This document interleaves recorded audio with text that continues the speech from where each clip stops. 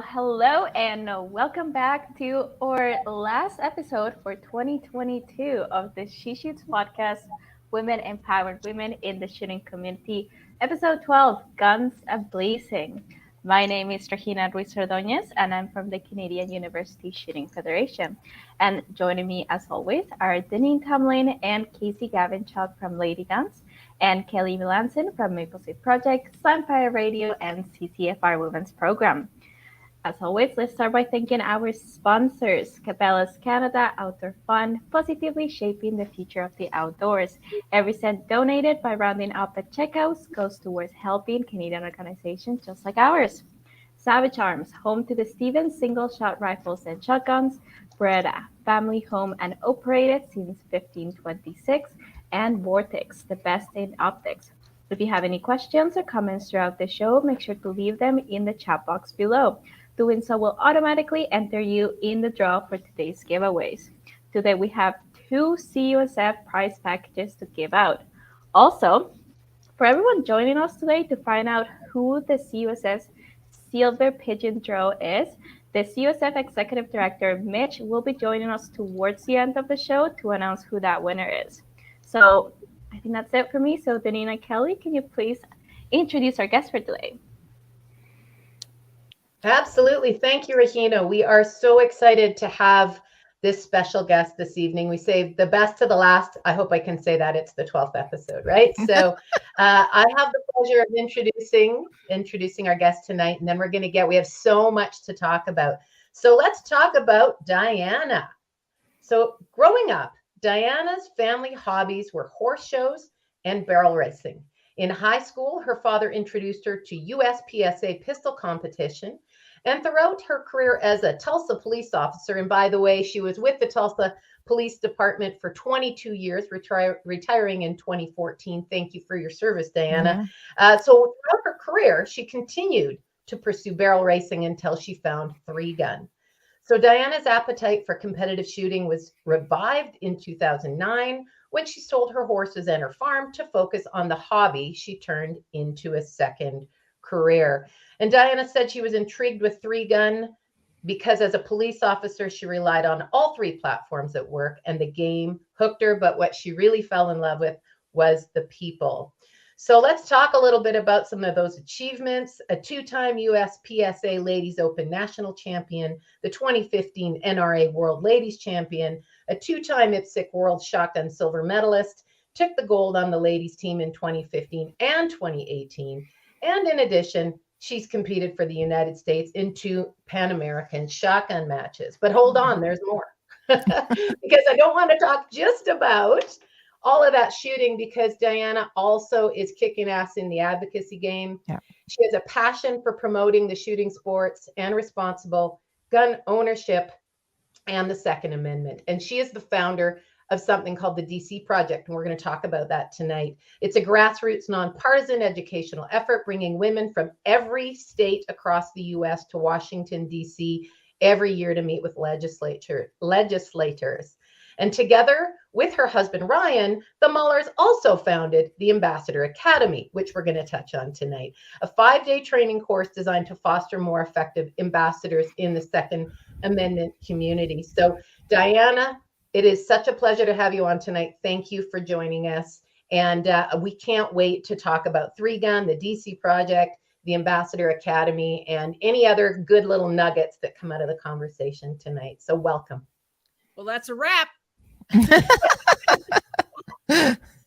No, we want to hear more about you. You covered it all. So, but thanks for having me, ladies. It's a pleasure. Excellent. Thank you. Well, now that I've tripped over all of that intro stuff, I'm going to throw it over to my partner here, Kelly, to start the conversation. Okay. So, well, Diana, it's great to have you on. As Deneen said, we saved the best for last, I think. But Deneen actually gave you a great intro as well, but I want to delve into a little bit further. So, you're from, do you want to tell us a little bit more about yourself? Where did you grow up? And just give us a little bit more of your background. I know that you were in the police and police force as well, but what about prior to that? Where did you grow up? What types of things did you like to do? Sure.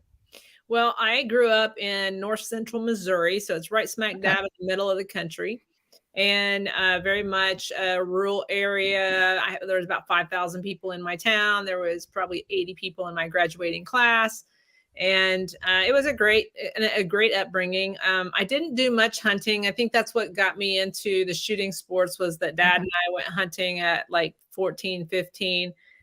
16 years old. And the first year I didn't get anything, probably because I sounded like hunting was not in my blood. And I didn't like to sit still. I didn't like to be cold. And so maybe deer hunting, it wasn't in my blood because now I enjoy going like pheasant hunting, quail hunting, things that let me move around, watch the dogs work and things like that. But I went ahead and I harvested my first deer, I think when I was 16, Okay. and it was a doe. And then her baby came out, Bambi came out, and I was like, I've killed Bambi's mom. And I did, in school, I didn't like dissecting the frogs. And it's just like, I like things how God packaged them. So I'm very thankful for the hunters in the world. I'm very thankful for the people who can do that, the doctors that put things back together, and the hunters that provide food for us. But it wasn't in my blood. And Dad, I don't think it was really in his blood either. And he turned our attention towards USPSA. And so for the last part of my high school, we would run over to Illinois, Paso Park, and shoot occasionally, maybe once a month, once every other month, hit a match, focus on handguns. So that's kind of where my shooting competition experience came into play. Okay. And I kept dabbling in it through college. You go off to college and you do your own thing and you come back. Well, when I grew up, we were all horse shows. So I showed horses my entire life, and all summer long, that's what we would do. And then I still dabbled in that when I was in college as well. So when I got out on my own, I stuck with horses instead of guns. And in 2008, they started building a phenomenal facility called the U.S. Shooting Academy in Tulsa, Oklahoma. And I was like, Diana, you should go back to a pistol match and just get behind your gun and have some fun. And that's where Deneen said it. I fell in love with the people, and God just really started turning my attention towards this industry. Okay. What about let's back up the bus a little bit. Let's talk about you joining the police force. What made you decide to pick up a career within as law enforcement, but also using firearms as well? Well, that was all my dad. My dad was very much an outdoorsman and very much a law enforcement. He was a Missouri State Highway patrolman for a while. Okay. And then his insurance, he went into insurance, and his office was right across the street from the local police department. So he was always in there. He did a lot, later in his life, he went back and did some reserve work for the sheriff's department. And that's where I started, was reserve with the sheriff's department, and kind of dipping my toe in there and realizing that, when I graduated high school and went to college, I focused on criminal justice. Okay. And when Deneen was speaking, she was talking about how you're starting to compete actually also helped you with your job as well. Do you want to talk a little bit about that? Well, yeah, I think the shooting sports is a great supplement to training, to tactical type training. So anytime that you can get behind your gun and become more intimate with your firearm is going to be an advantage, whether you're, at a match or you're carrying as a civilian or you're a police officer. So I've heard it, and other people have heard it, that, that competition will get you killed. And I'll tell you this right now, I was a firearms instructor for the police department, and I will take a C-class competition shooter into a shooting any day over 80% of the police officers, maybe 90. Yeah. Yeah. All right. So what was your first competition?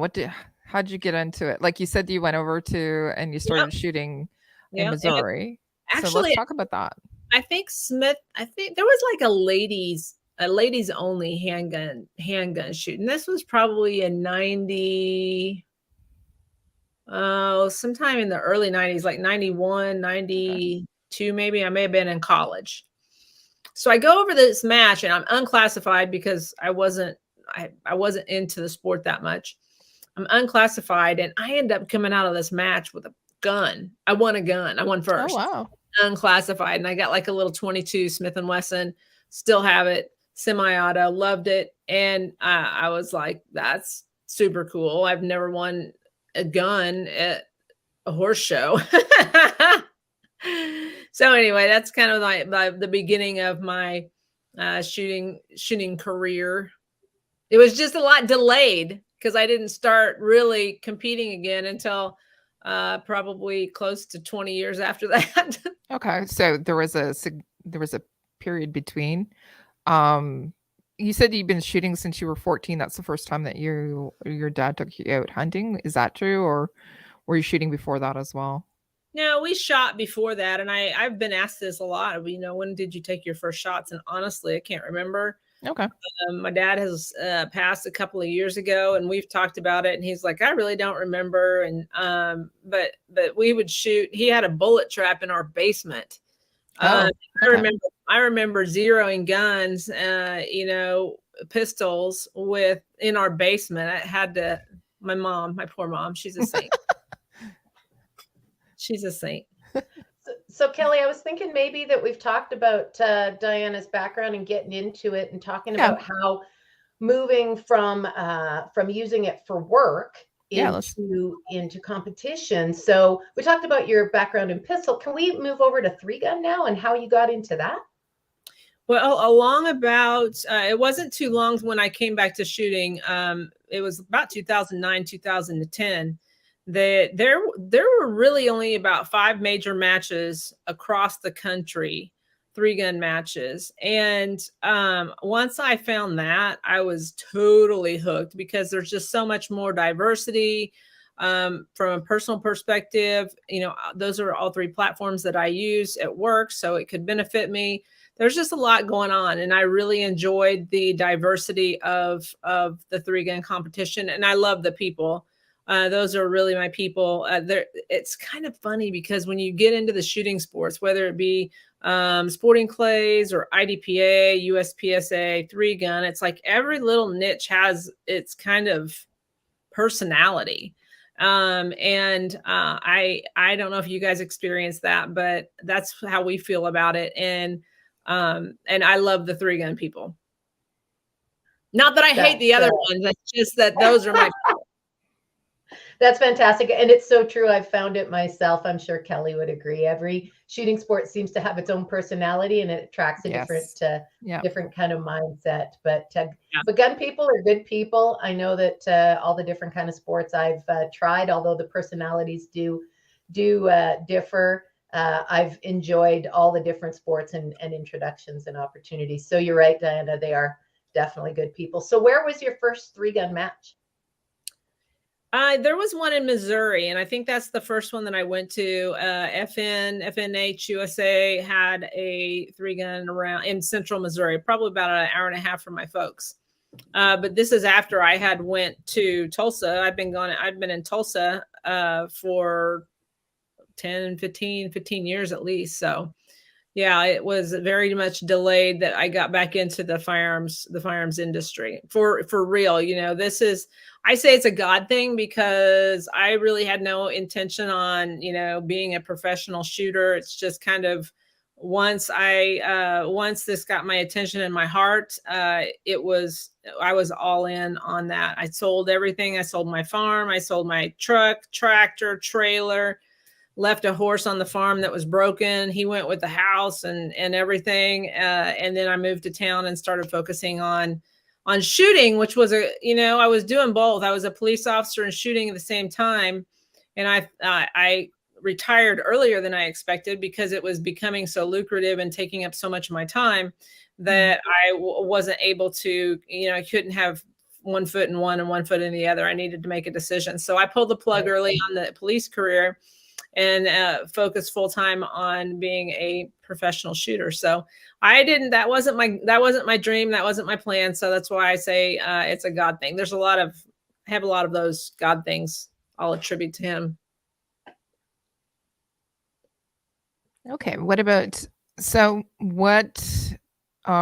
specifically about, okay, so you have some goals that you were able to obtain. I know that that Deneen actually talked about some of those achievements. Why don't we actually talk about that a little bit? The achievements that you've actually been able to achieve as a professional shooter in 3-gun. Let's talk about those. What are some of the highlights? What are some of the most memorable that you remember? Oh man, the most memorable is going to be standing on a podium as close as we get to the Olympics as the IPSC Shotgun World, Rifle World, Handgun World. So they just wrapped up Handgun Worlds in Thailand a couple of weeks ago. Yep. And then next year is supposed to be the World Shotgun. So it will be, if I get to go, it'll be the third time I've represented the U.S. I represent Benelli as my shotgun and also Fiocchi as my shotgun ammunition. Mm-hmm. So that is definitely a highlight of going international, competing, surviving laws that scare you to death because you really don't know if you're going to, end up in the gulag or not. But that's pretty intimidating. So it's pretty stressful. The competition's pretty stressful. The traveling internationally with firearms is pretty stressful. And but being able to stand up there and receive a medal and hear your national anthem is pretty special. Yeah. So those experiences will be with you, and those memories will be with you for a lifetime, it sounds like. Yeah. Absolutely. Yeah. How do you start preparing for, like, you went to Thailand this year? How do you really start to prepare for that? What's your practice like getting into it? What types of routines have you built in to actually prepare for international shooting competitions? Well, I have not been to Thailand. The pistol people just wrapped up Thailand. Yep. And I did not go to the pistol worlds. There were some 3-gunners that did, but I did not. And but previous ones, and how I will prepare for the next one.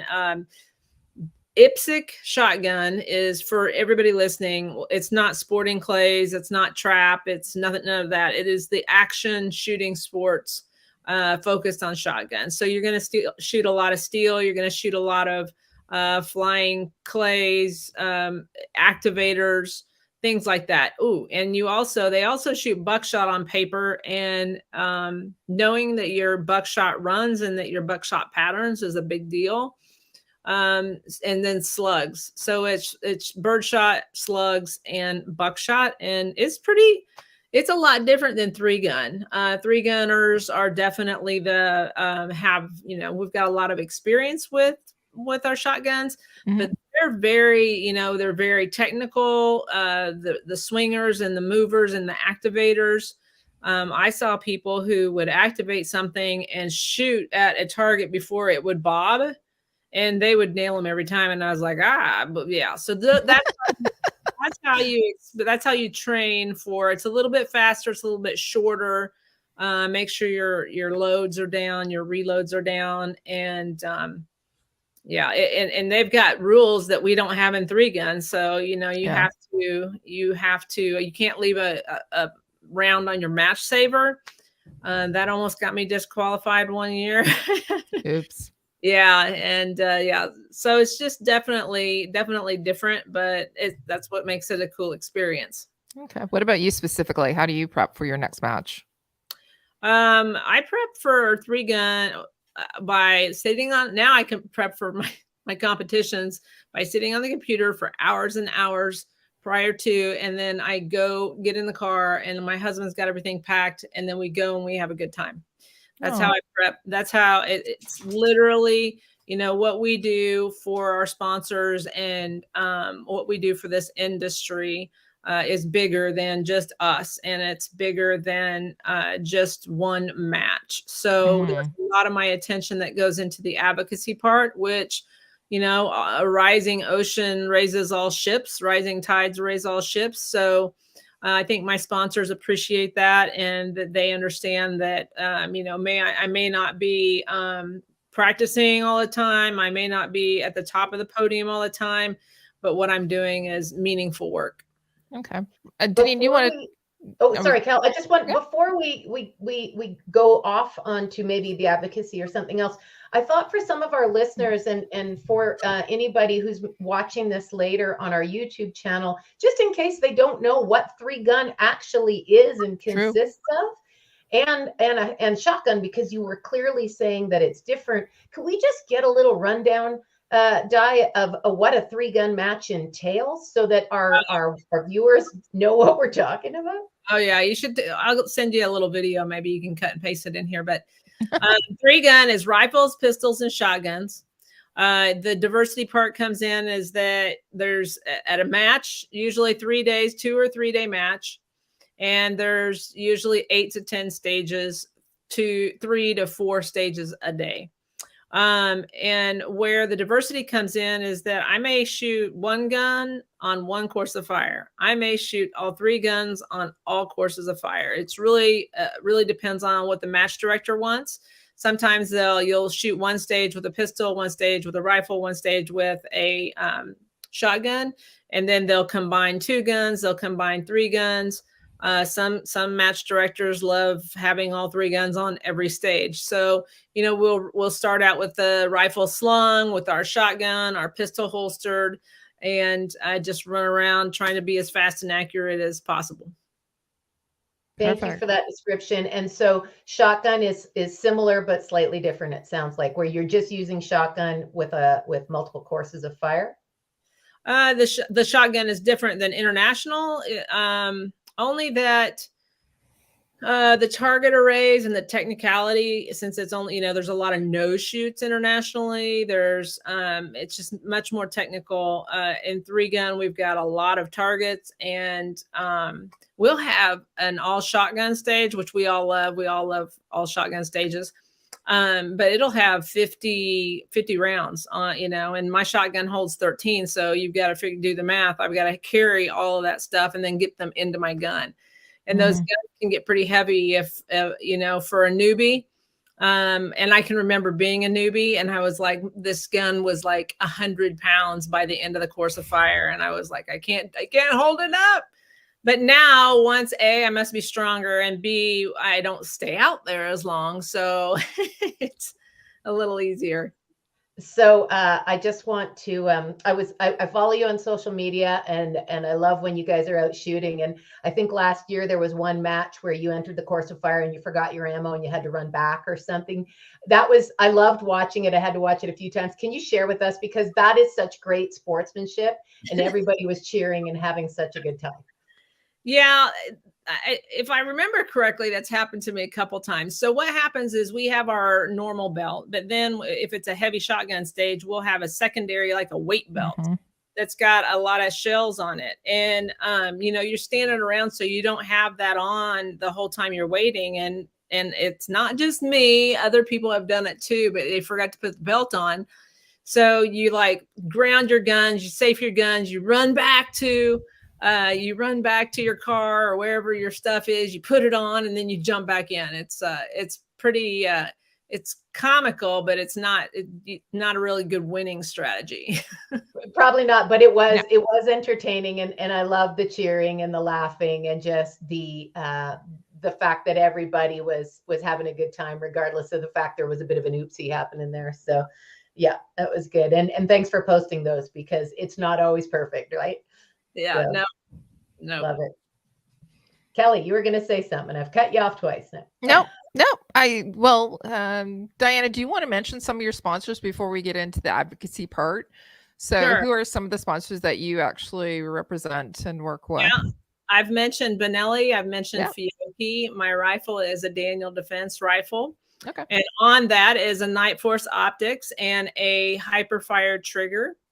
And see who else am I missing? Oh, Hayes Custom Guns is my 2011 pistol. Okay.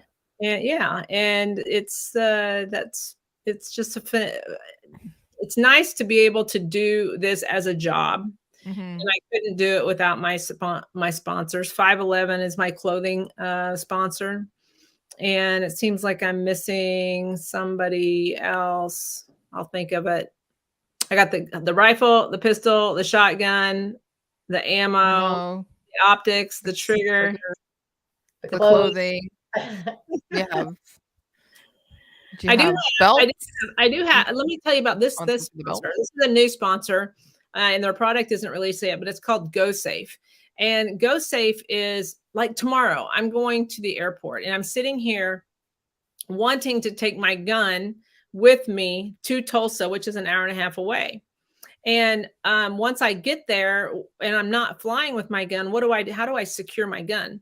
So the GoSafe is it's gun specific. So right now it's just going to be for the Glocks, and it's a magazine that you insert, you lock it, and it disables your firearm.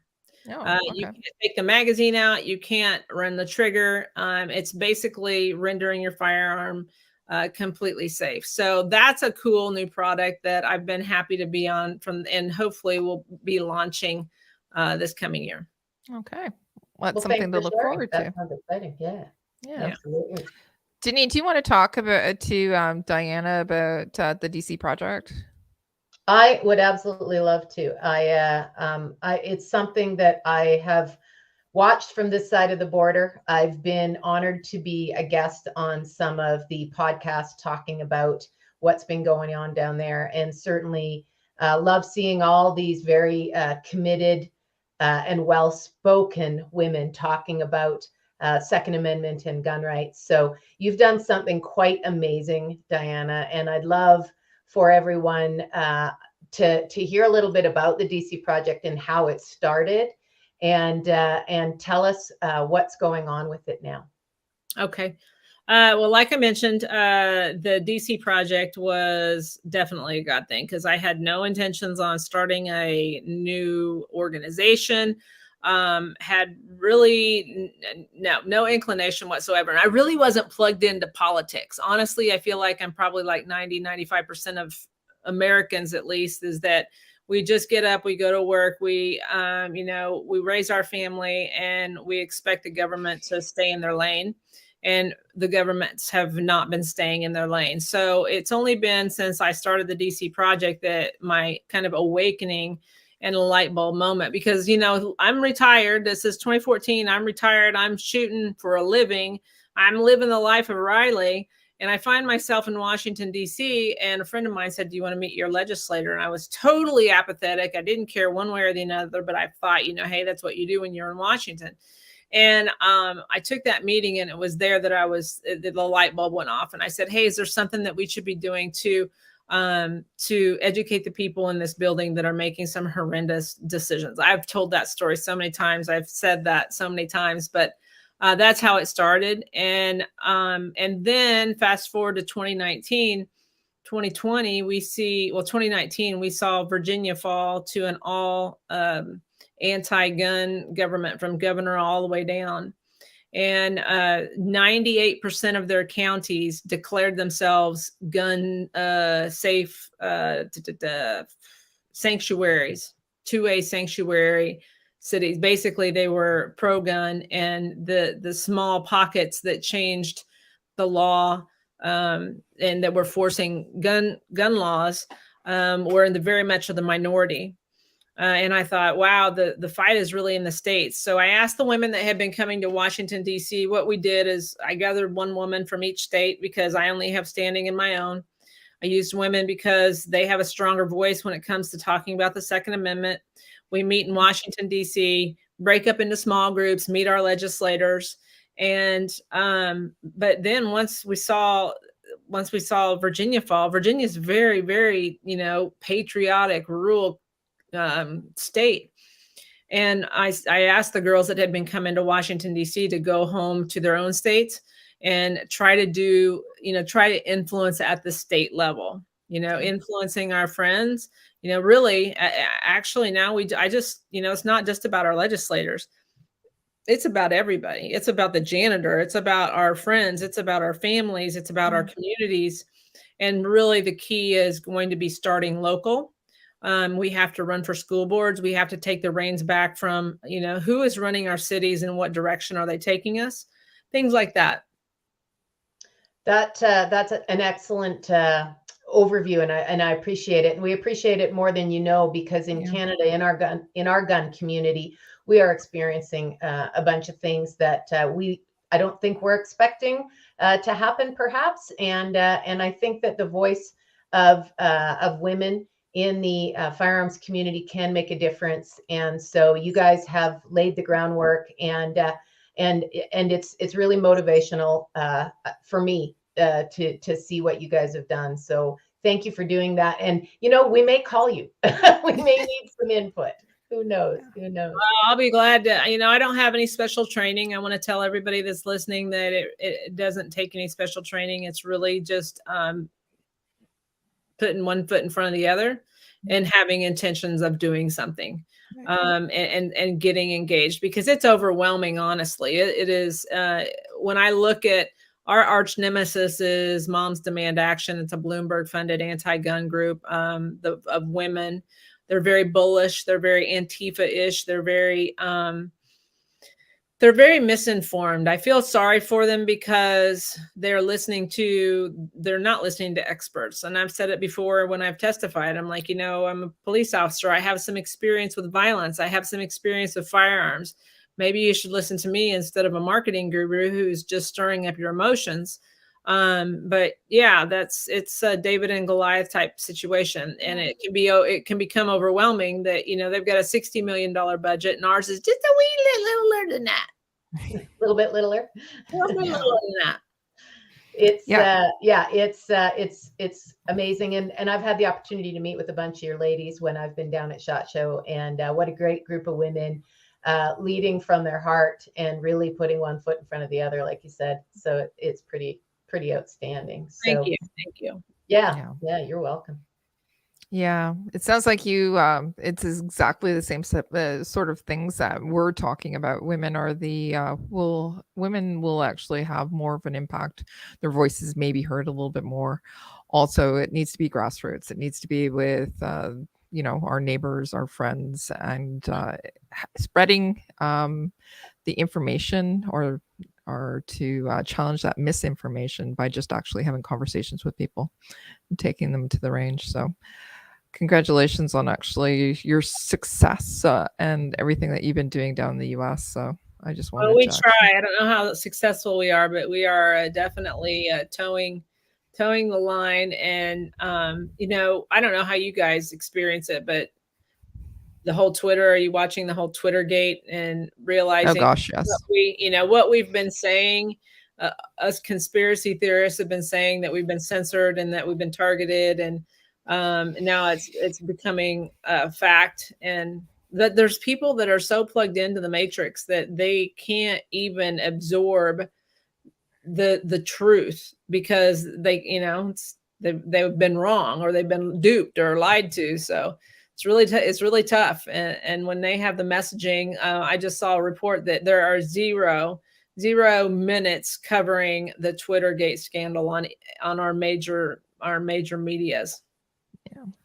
Obviously, they found something better to talk about, right? So anything but them being crooks. Right. Absolutely. So something I'm observing here is, even though we're from two different countries and we have really different gun cultures and rules around firearms, we seem to have the exact same need for education and the need to ensure that the information is correct, and that we go after that misinformation and call it out. So I think that's something that we share in common is just get out and educate the people that don't know about what's going on and what's the truth of the matter. So that's kind of, it's kind of weird, because it seems like we are of the same cloth. Like gun owners across the world are of the same cloth. I go to international matches and I see people from Czech, from Russia, from Italy, from France, all of these different places, and it's like we're family. Yeah, and it's really kind of bizarre when you look at it that way. But we are good people, and we're of the same cloth for sure. Yeah, absolutely, wholeheartedly agree.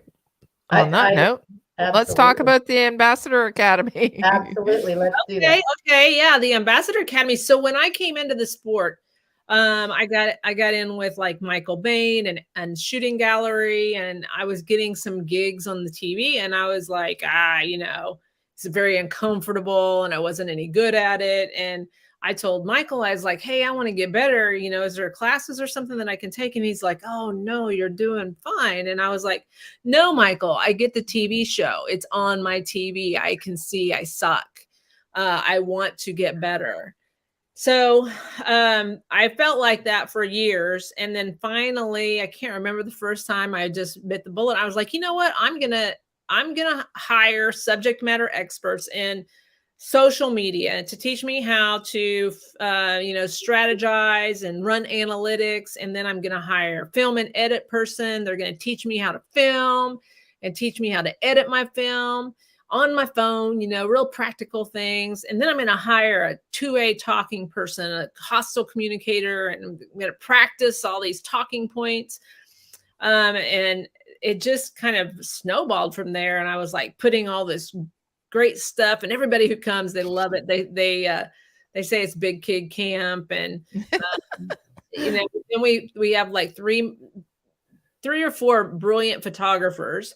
So that's the most tangible thing you walk away with, is a whole portfolio of photography. And it's at the place that I call Tactical Disneyland, WOFT.com, outside of Orlando, Florida. And it's really more like a resort than it is a range. I mean, there's live fire there, but his specialty, his uniqueness is in that it's scenario-based training. So if you don't carry a gun every day, he might put a flashlight in your hand, teach you how to use that, have you situationally aware to avoid things, as opposed to, knowing how to escape them. So there's a lot of training. It's a lot. You really drink from the fire hose. And we even have some live fire training too. So is there a website or somewhere people can check out the Ambassador Academy, Diana? Yep. It's ambassadoracademy.info, INFO. We have a class. The next class is February 11th through the 15th. And I have maybe 2 seats left. I think somebody just dropped out. It's a small class of 16 people. So it's very intimate.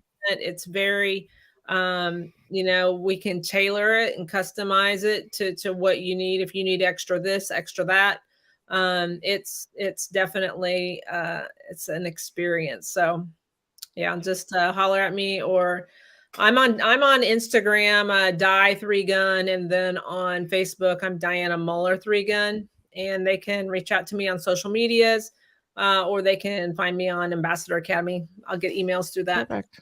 Absolutely. Thank you. I had the super fortunate opportunity to be invited by you to join you in 2019, and then they shut the borders because of the pandemic, but I was all ready to go, and you had guns lined up for me, and I was just so excited to join you. So maybe we'll get a chance to do it, because it sounds amazing, and watching it on social media and all the posts and how much fun everybody's having, it just looks incredible. Yeah, it really is special. So for those of us who are Canadian that actually do want to maybe take advantage of this, would you be able to actually line up some guns for us? Because it might be, let's be real, it would be, that would have to happen right now with the laws that are currently in place for us. Absolutely. Absolutely. Okay. You get the 100-pound shotgun she was talking about, Kelly. I was just thinking about that. Maybe she should start beefing up on, doing. That's only at the 50 rounds. Right. Absolutely. So we've talked about a bunch of things, and the common theme is definitely about women in the shooting sports. So a couple of things I wanted to ask. I want to talk about some mentors and fellow shooters that really stand out, that you've had the chance to spend time with, and have helped you along the way. So any shout outs to mentors and teammates, any of those? Of course. Yeah. On the women front, comes to mind is Kay Michelik. She is a staple in our industry. And it's kind of funny because she has a famous last name, the Michelik last name, the Jerry Michelik last name. But, Jerry Michelik lives on the Clark property. So he actually married into our royalty here with it was Jim Clark Sr., Jim Clark Jr. And then I mentioned my Hayes custom pistols. Well, Yes. Kay's sister Kim is a Hayes, married a Hayes. So her boys went into gunsmithing as well.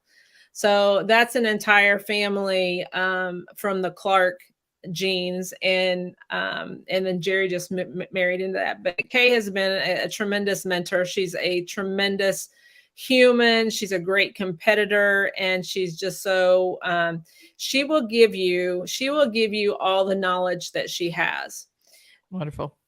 Therefore, Jerry does not tell her all the knowledge that he has because he don't want everybody to know what he knows. So he can, and it's just so funny because we talk about that, and of course Lena has just exploded into the biggest professional, and I think if she's on this trajectory of being the world's best female shooter. She's a wonderful person as well. I've certainly had a great opportunity chatting with both those ladies again at SHOT Show. So hopefully we'll connect with you guys down there this January. But they are beautiful humans, that family, for sure. So how about mentors from the shooting side that have guided you along? Oh man, there are several. There are many, and in different kind of pockets. When I first came back to the shooting sports, I was, and I fell in love with the people. I had my little tribe of guys that I would travel with that would help me with my pistol game. And then when I started adding guns to it, and I'm single, and they're always helping me repair, clean. I can remember when my husband and I got married. Scott McGregor was one of the guys in my tribe that would take care of me. He's from Utah, and he works for Mossberg now. But he was always telling Ryan that he was really happy that he came along because now he can eat all his own food and he doesn't have to clean my guns. And so there's a lot of my friends like that have taken care of me over the years that, I can't thank them enough. Wonderful. Thank you for sharing. So how about you dropping some advice for women in the shooting sports? Oh, absolutely. I would say this, that 3-gun there's a lot going on. I would not recommend jumping in and expecting to shoot that right away. I would recommend, if you're interested in it, to go and work a match and show up and say, hey, regardless of what discipline you're talking about, show up and offer to work. And that will get you open arms, and people will start throwing things at you and say, hey, try mine, try this. And that allows you to learn the system, learn the rules, be comfortable. So you're just kind of, you're eating an elephant. And the best way to eat an elephant is one bite at a time. So if you show up and you start learning the game of it, how to score, how to reset, all the etiquette things that go along with the range without the firearms, you're going to feel so much better once you do start shooting. But if you feel confident with your firearm and you feel good around a range, don't be scared to walk up to a match, and a pistol match. I'd start with pistol, walk up to a match and say, I'm new. Don't let me disqualify. That's a good one. Say it repeatedly. Yeah. And people will they'll be falling all over themselves to help you with that as well. So what about what are your recommendations to get women involved? Like you founded the DC Project. What about women who want to get involved and make sure that we're able to continue shooting? What recommendations do you have? Get involved. Learn who the people, like I said, run in your cities, run in your schools, run in your states, and run in your federal government. Learn who they are. You don't have to go to Washington, D.C. You don't have to go to your nation's capital to meet these people. They will have offices they'll have offices closer to you in their home state, or wherever it is that, they are, if it's their city. But like literally go see them, go shake their hands and say, this is who I am. This is my experience with firearms. And this is my position on this. If I can be of assistance to you, let me know.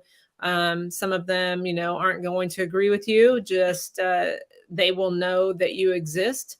But the ones really, I think, where the DC Project and that kind of mentality helps is that strengthens the people who want to be pro-gun, that want to be pro-Second Amendment. They have been beaten up and abandoned, really, because gun owners and conservatives and they're just kind of busy living their own life. So we're really not in there. Not to say that all gun owners are conservative, because there's not. There's definitely liberals that will pop up and say, hey, and I'm like, all you liberals, you guys are the ones that needs to be knocking down the doors right now saying this is a no-go. The liberal gun owner is the most important gun owner that there is, because they're speaking to the people that they support, and they can affect policy a lot more than just people who they think we disagree with. Absolutely. 100% agree with that as well. So great nuggets of advice. Yeah. Absolutely. And how about getting women into the sport? Oh, getting women into the sport. Like new women. What do you guys do to get new women out shooting? Well, I think that like programs like A Girl and a Gun, organizations like A Girl and a Gun, or the Well-Armed Woman is now Armed Women of America.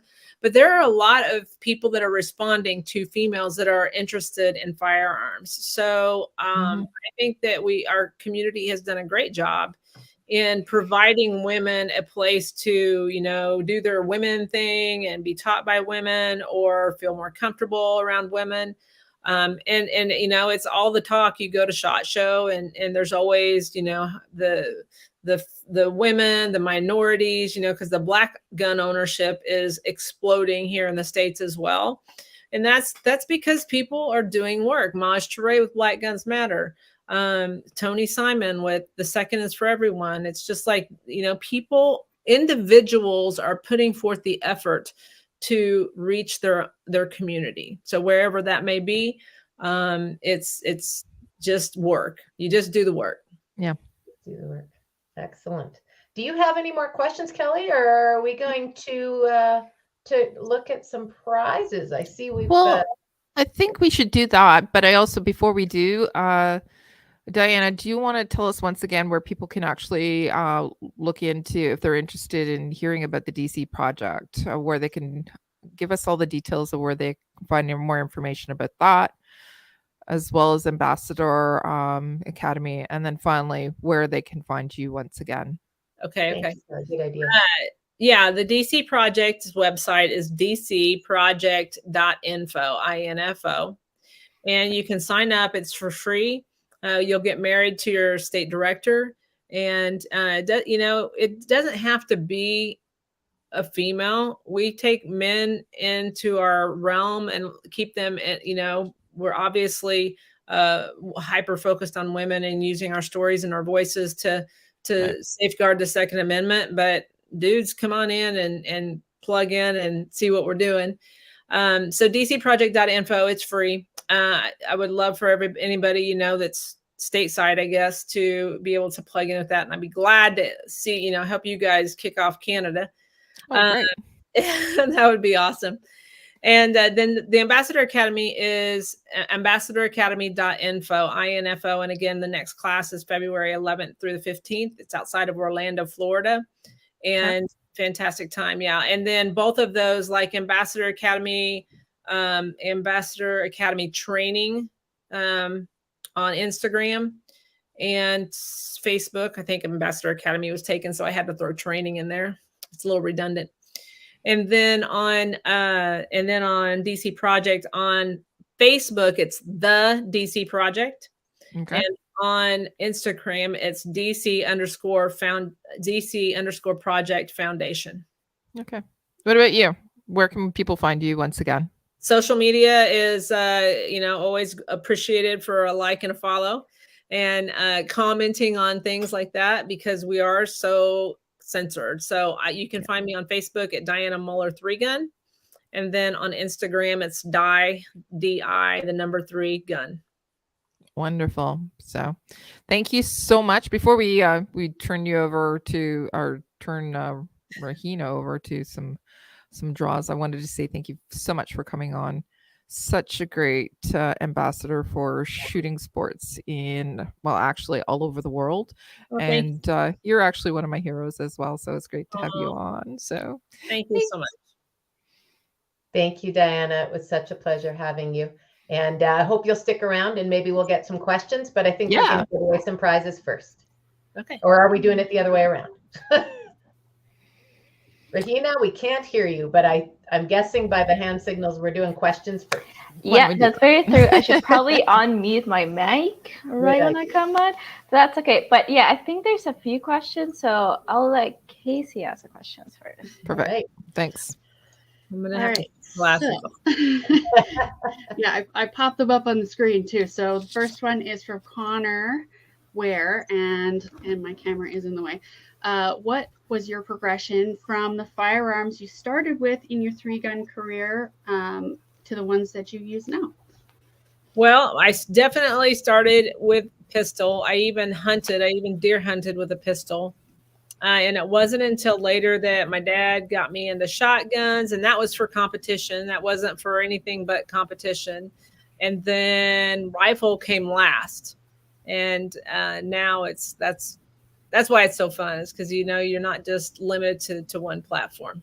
Yeah, I'm thinking that Connor also wants to know. So when you first started shooting 3-gun, what was your setup and what do you use now? Obviously, you've already told us what you use now. So what did you start with? Yeah, that's what I think Connor wanted, and even if he doesn't, I want to know. Well, let me tell you this, that when I first got started, I didn't have a shotgun. I had to borrow a shotgun from one of those mentors that you're talking about. And that's really how I got my first sponsorship, was that I was squatted with somebody who worked for FNH USA. Okay, cool. And they knew that I needed a shotgun. And the next season that came up, they were like, hey, do you want to shoot for us? And I was like, wow, yeah, that's pretty cool. So got a shotgun and a sponsorship out of it at the same time. But I shot a Glock. I shot a Glock pistol, and I shot an FN shotgun. And my rifle was anything that I can't even remember what my rifle was. Borrowed. Okay. Awesome. Thanks. What else you got, Casey? All right. And the second question is from Doobie Weiler, and it's, what advice would you give to trying to reason with women who lead the misinformation? So like moms, or for us up here, it's Polly. Well, what advice would I give to you? I would say that you need to do the education. I talk about how we as gun owners, we have a community. We are a congregation. Within the congregation, there's a choir. Within the choir, there's the people who actually know the words to the song. So you need to be, if you're gonna, you're talking about choir members. So if you're gonna be a choir member, you need to do your homework and really polish those responses. And it doesn't have to be a rebuttal all the time. It can be as simple as, disarming me is not going to make me any safer. I don't care what you say. Disarming me is not going to make me any safer. You can some responses like that. And also something on the dcproject.info website, there's a landing page and there's a downloadable document that has all these different topics: universal background checks, gun-free zones, red flag laws, safe storage stuff. And it's got like 2 or 3 little bullet points under each one of those to help you with talking points. So I encourage you to grab a hold of that and have it handy, and just be intentional about your conversations. Be intentional about, I'm going to do my best to talk to somebody today about guns, or be kind to somebody today when my gun own, this is my killing shirt. I'm thinking that, I'm always trying to, invite people into this. And I was at a match one time and it had a rainbow on it and said, this is my killing shirt. And I was like, not helping. No. If people are looking for that type of information with a Canadian twist, so all the laws and things like that, you can go to the gundebate.ca if people do need to have those talking points and that information as well. So just in case people didn't know it. Fantastic, Kelly. Thank you for sharing that. Yes. All right. And then I think there's another question here from Chantel. And it is, what is your favorite rifle? There are so many rifles in the world, and my favorite rifle has to be the AR-15. It's just so versatile. Mm-hmm. And I love my Daniel Defense rifle. It is a tack driver. Long range for me is probably my arch nemesis, and it's the most difficult. There's a lot of math in long range, and I don't like math. So to have a gun that shoots accurately, and it's, I can trust it. It's not the gun, it's me. That's a big help. Between the ammo, I have an amazing sponsor in Fiocchi ammo and my Daniel Defense rifle, because it shoots lights out, and that's not the same. You get a different size. And I call the rifle the AR-15 the Mr. Potato Head, because you can literally change everything on it. So you can put a barrel in it that's light, and maybe it doesn't hold the accuracy as well as a bigger, heavier bull barrel. So so many different things that you can do. You can throw hyperfire triggers in it, and that's why it's my favorite rifle. It can do so many different things. You can customize it however you want. So that's hands down got to be my favorite rifle. Yep. We've got a little bit of gun in because those are both not allowed to come out of the safe right now. So yeah, they're prohib up here right now because of the OIC that we had talked about previously. I feel so sorry for you guys, because we saw, at least in America, and I don't know if you guys watched, but we saw BLM burning cities down and torching things and killing people. And, if there's ever, I just feel like if there's ever a time for that to legitimately be done, the protesting in a non-violent way is now. And I just don't, I loved your truckers. Your truckers were awesome. And that's what it's going to take. I mean, those truckers got people's attention. And I'm waiting for America to have our own trucker rally. Time to truck her up. Is that what you're saying? We got to truck her up.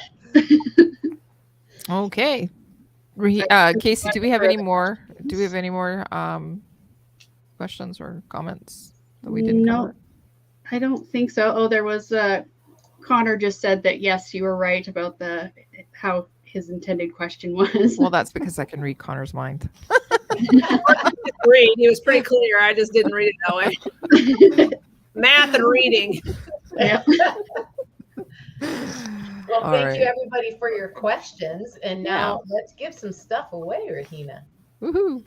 Do we want to start what do we do first? Are we doing the QSIP stuff, or are we doing the?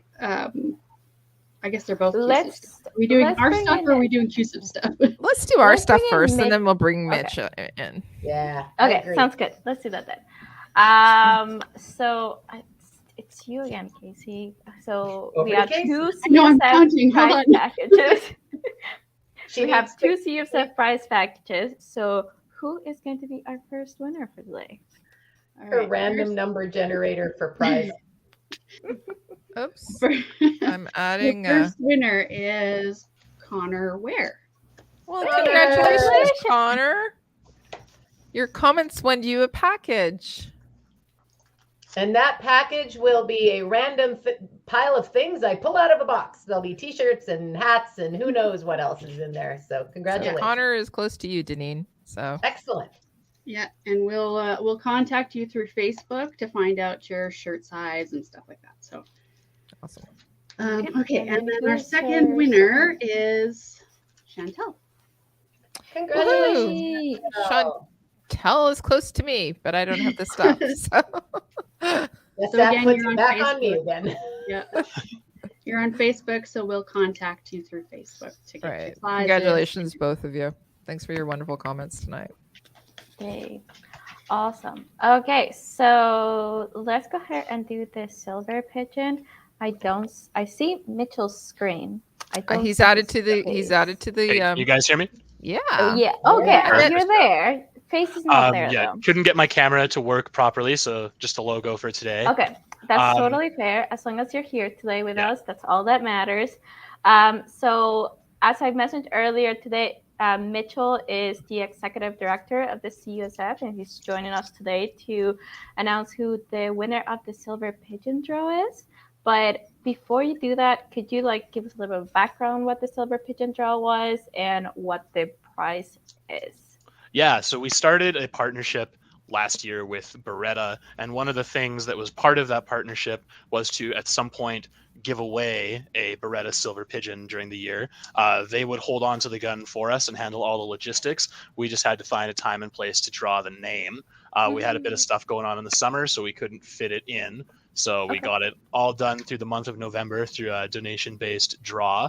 So I'd like to give a big round of applause to Beretta and Stoeger Canada for hooking us up with that gun and handling all the logistics for us, so that we just have to draw a name, confirm your PAL, and all that good stuff that comes with a draw, make you answer a skill testing question, and then they will ship the gun to you, handle all of that. They will be responsible for anything that happens to it. And also to all the organizations that helped us in the back half of November promote the draw. It's kind of hard right now with the economy the way it is, no real events to promote at. We managed to pull together and almost, I think, get 10x in donations by reaching out for help. So big thanks to everyone like the CCFR and all our sponsors that really stepped up to help promote, as well as CSF Women, Maple Seed, basically everyone we worked with all month to make all our events go by smoothly. I'm very proud of what we were able to accomplish. So with that, I'll go ahead and hit go on the random number generator here. So everyone that's in the draw, you have a certain number of entries based on, how much you donated, if you wrote us a letter or not. Yep. And so the number that got drawn was 364. And that corresponds to Mr. Rick Jesse. So Rick, I will be in contact shortly to get information from you. So we'll need PAL, shipping address, and some other stuff. So I will send that email shortly. Congratulations, Rick. Yay, congratulations. wonderful. Congratulations, Rick. Yes. And Now thank you very have a much. whole group of people that are super jealous about you. Right. Yeah. Silver Yeah. Pigeon is a beautiful shotgun. So It is. Yep. yeah, congratulations, Rick. Awesome. So thanks so much for coming in, Mitch. I mean, No problem. you can stay Yeah, I'm and gonna chill hop- with us, or you I'm can... going to hop off now. I do have some things to do, but thanks for having me on. Okay. I hope to jump on for something at some point next year, hopefully. We'll see how that goes, though. Yeah, absolutely. All right. Take care, ladies. Thanks. Yeah. Thanks, Mitch. Okay, so now that we've given away some prizes, made some people happy, let's move on to some upcoming events. So, I mean, it's December, we're closing the year, so it'll be for probably January. So for the CUSF, we'll be continuing the Shotgun League from the months of January through to March. And then at the end of March, will be announced who the winner is. There'll also be a shotgun that will be given out, plus there'll be some medals for the top 3 places. And so if you want to participate, just make sure you visit cusf.ca for all the rules and how to join and stuff like that. So that's for me. So Kelly, Maple Seed. Okay, so the Project Maple Seed schedule is actually done for the year. We just finished our last couple of events for 2022. But our 2023 calendar is being populated and planned as we speak. So we're going to have lots of events. And I'd like to actually extend a, thank you to CUSA for being our partners again for 2023. So we'll be having events in Ontario as well as Alberta, and we're going to look at some other provinces as well to actually introduce some CUSIF events. And in BC, yeah, maybe if we can do that. But I also actually wanted to say thank you to the CCFR for actually coming on board and helping with fund some of our CUSIP events as well. The other thing is also, just for while I put on my CCFR hat, I wanted to say, if you're interested in picking up one of the Gunny Girl calendars, it's the calendar is our fundraising efforts for Ladies' Days across the country. It's now available on the online store or retailers across the country as well. You can go to the CCFR Facebook page to see where those retailers are, or you can communicate with me, or you can actually go to the website for the CCFR as well. It's $25 for the calendar itself. It also comes with a poster. It's a 13-month calendar. You can register it, and once you register it, you'll be able to actually win prizes every month throughout the year. So some really fantastic prizes as well, maybe even a couple of guns or two. So go and do that for $25. You're going to actually help support and sponsor Ladies' Day events across the country and get more women into shooting. So that's me. That's it. What about the ladies' guns? The ladies' guns. Well, we're putting our calendar together for the year. Between the lack of activities in the fall that didn't happen, and my appearance at the Calgary Shooting Center and the Shooting Edge with the Gunny Girls selling those calendars last weekend, we've been inundated with requests. So we're going to put together those range nights, those ladies' nights again at the indoor ranges.